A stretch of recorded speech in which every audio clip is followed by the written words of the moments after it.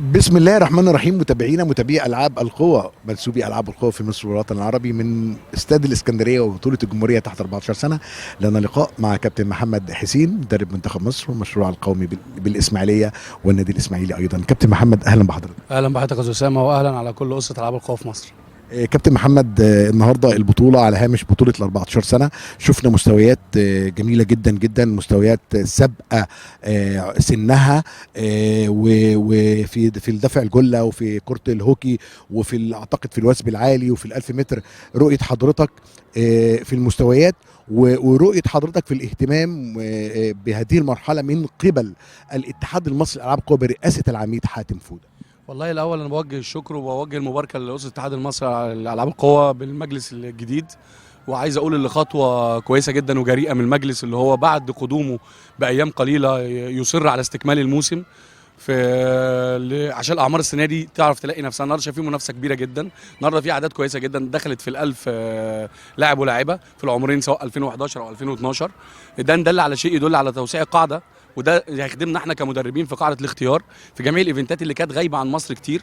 وانا متهيألي الاستراتيجيه اتغيرت، وتهيألي كمان احنا سامعين كلام كويس جدا في الخطه اللي موجوده من سياده العميد حاتم فوده، بيقول انا عايز اغير جميع الايفنتات. احنا كنا شغالين على ايفنتات معينه بذب عنها، النهارده لا احنا بنعمل قاعده كامله، وهو على طول في اجتماعات مستمره، وان شاء الله يبقى القادم خير لمصر بامر الله تعالى. كابتن محمد حسين مدرب منتخب مصر وايضا صانع ابطال. كابتن محمد، المرحله اللي جايه هل في جديد زي ما عودتنا من الاسماعيليه منبع الابطال؟ والله احنا عندنا قاعده كويسه جدا، عندنا خامات تبشر بالخير. عندنا النهارده في النادي الاسماعيلي ساجده وليد النهارده اول وثب طويل، اول مركب عام. عندنا في خامات طالعه كتير جدا. عندنا في المشروع القومي اللي عايز اثني الشكر لوزاره الشباب والرياضه، وعايز اوجه الشكر للمدير الفني دكتور وسام على الاهتمام يعني الغير مسبوق الموجود دلوقتي في لعبه العاب القوى على مستوى الوزاره. النهارده في تصنيف في الوزاره اتعمل لنا منتخب الصفوه ما كانش موجود قبل كده.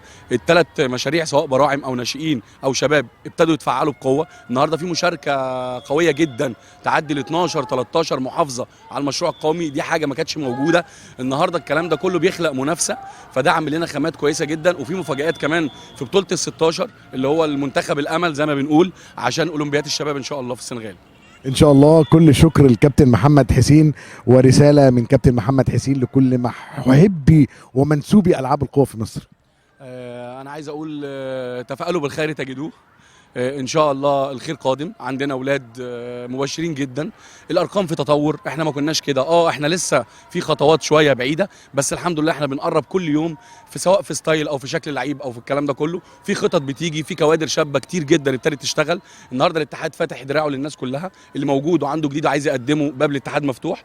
العميد حاتم فوده متواجد 24 ساعه موجود في الاتحاد. جميع الاعضاء كلهم على قلب راجل واحد، وان شاء الله اللي جاي يبقى خير لمصر بامر الله تعالى. تحياتي كابتن محمد. شكراً. تحياتي لحضراتكم، شكرا.